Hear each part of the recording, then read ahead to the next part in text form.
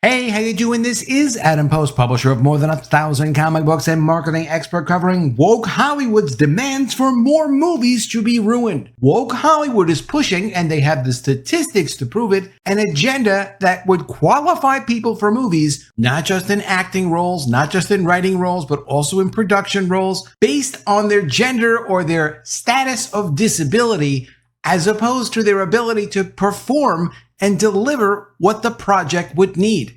We've all heard about Hollywood going woke. It's not a new thing, but they are never satisfied. There's never enough you can do to satisfy, honestly, these seriously deranged people. Art, commerce, both should be merit-based businesses. Art is something that when you see art, you know if you like it or not. And the more feedback that you get from audiences, the more you can kind of understand, are you producing things that people like? People produce art for themselves, and there's nothing wrong with that. When you're trying to do it commercially, though, you have to produce art that people respond to and like.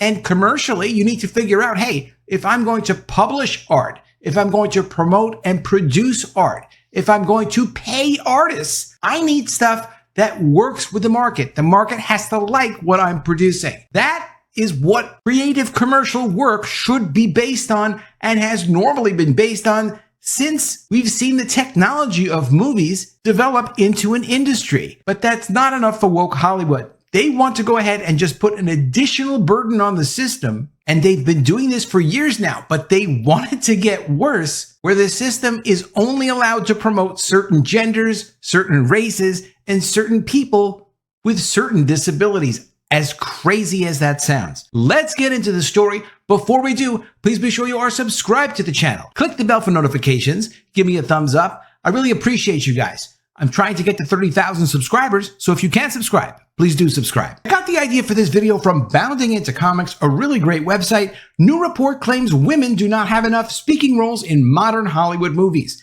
And the report does claim that, but they also claim that there's inequality in 1,600 popular films examining portrayals of gender, race, ethnicity, LGBT, and disability from 2007 to 2022. This is literally a 44-page report with charts and graphs and numbers. And I'll tell you something, in marketing, we love numbers. We love to see results. We love to put numbers to concepts to see what's actually working and not working.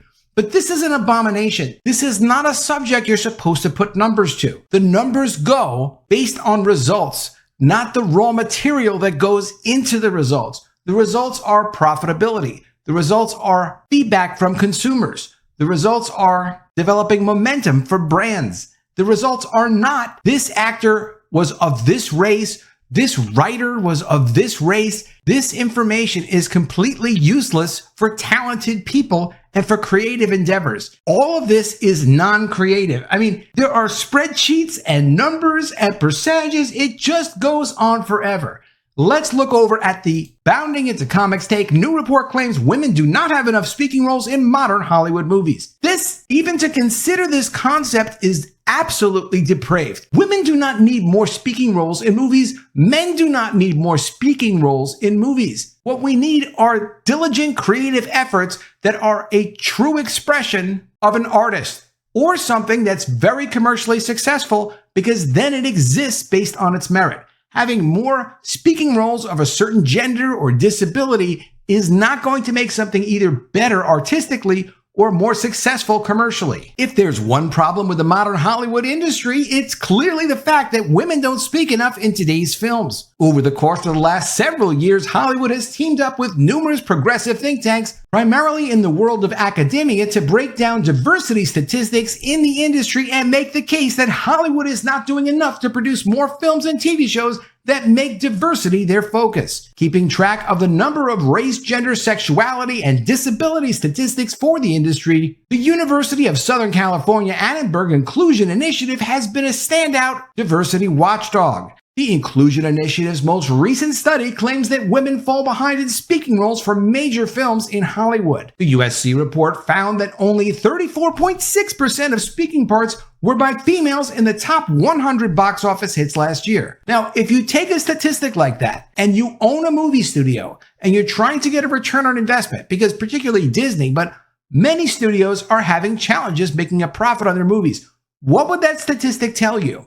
Do you want more females so that you can generate more revenue and profit? Or do you want less females so you might generate more revenue and profit that way? That's how you would look at these numbers if you're in an actual business. Researchers stated that in the 15 years the organization has been keeping track of this metric has mainly remained unchanged. Stacey L. Smith, founder and director of the Inclusion Initiative, there's actually something called the Inclusion Initiative, used the latest study to slam Hollywood for not taking female representation seriously enough with major box office releases. Quote, "It's clear that the entertainment industry has little desire or motivation to improve casting processes in a way that creates meaningful change for girls and women," Smith said in a statement. Smith further argued, "The lack of progress is particularly disappointing following the decades of activism and advocacy, so it's, quote, not working." The release of the USC's report coincided with the release of Greta Gerwig's Barbie, which has managed to draw over $1.2 billion at the box office, actually almost $1.4 billion now worldwide,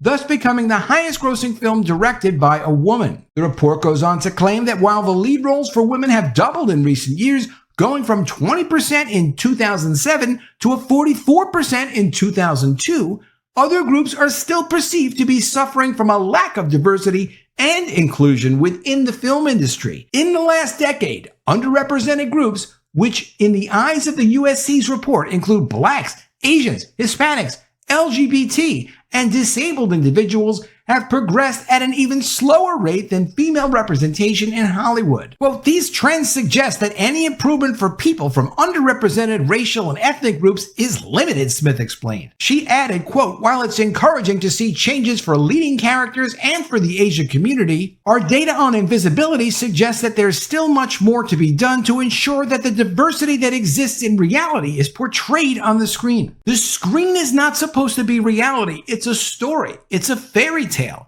It's not reality. You're not supposed to see everything in life displayed in a 2-hour movie or in a television show." I don't know why these people don't understand this. It's as if their agenda is only to ruin movies and television. Earlier this year, a report conducted by the USC and Netflix detailed the progress the streaming giant has made towards its own efforts to promote diversity and inclusion, revealing that over 60% of the content they produce is led by women on Netflix US. Conducted between 2020 and 2021, the findings show notable improvements year over year for women and people from underrepresented racial and ethnic groups. Per their study, in 2021, 26.9% of directors on Netflix films were women, compared to 12.7% found across top grossing films that same year. As if you could go back and say, listen, I want this to be my top grossing movie, and I don't want to be not woke enough, so I'm going to hire an Asian black woman or something to be the person that directs this movie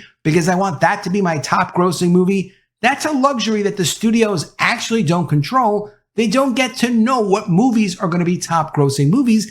They also don't get to know which directors are going to be effective on this movie or that movie. And directors can ruin a movie just as much as a director can make a movie happen. So you are left really hiring people based on talent, merit, existing experience. You still have to take a chance with them, but betting on their gender or betting on their skin color or ethnicity is not going to get you a successful film. And they invest hundreds of millions of dollars between production and marketing for these movies. To think that this is even a public conversation is ridiculous. Quote, nearly a third of films, 27.7%, and more than half of series, 54.75%, in 2021 had women of color as leads and co-leads. They also noted, inclusion goals can be met when everyone, men and women, work towards change. Hollywood writers and actors are currently striking against major studios in an effort to gain more support over fair pay, hiring quotas, and AI. It is argued, however,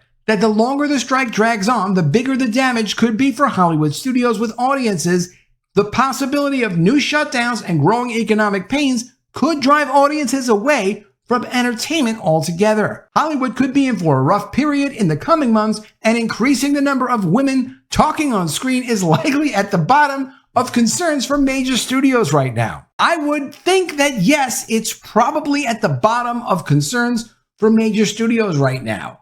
when they are looking at percentages and lists of numbers of percentages of female co-leads and female speaking characters, this is not something that Hollywood really has that much control over. They could just contact this person who made this report and say, you know what? We want to make sure that we are as woke as possible. You go ahead and you do all the casting. You approve all the scripts. You approve all the projects. You figure out all of our budgets. They could do that. And then, as a result, and this again, this is a 44-page report. Make the project as woke as she wants to make it, but who's going to pay back the investors when the investors lose all of their money?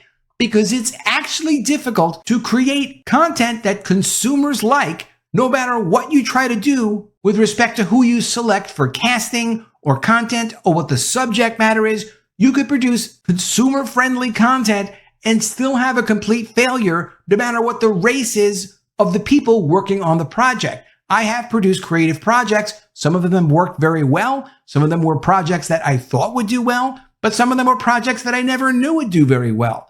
You can't judge and choose what you're going to do based on whether or not the gender of this contributor is this or the race of a contributor is that. Let me know what you think of all this in the comments below. Always love to see your ideas. Please be sure you are subscribed to the channel. Click the bell for notifications. Give me a thumbs up, and I'll see you again soon with another video. And if I don't see you, I will miss you.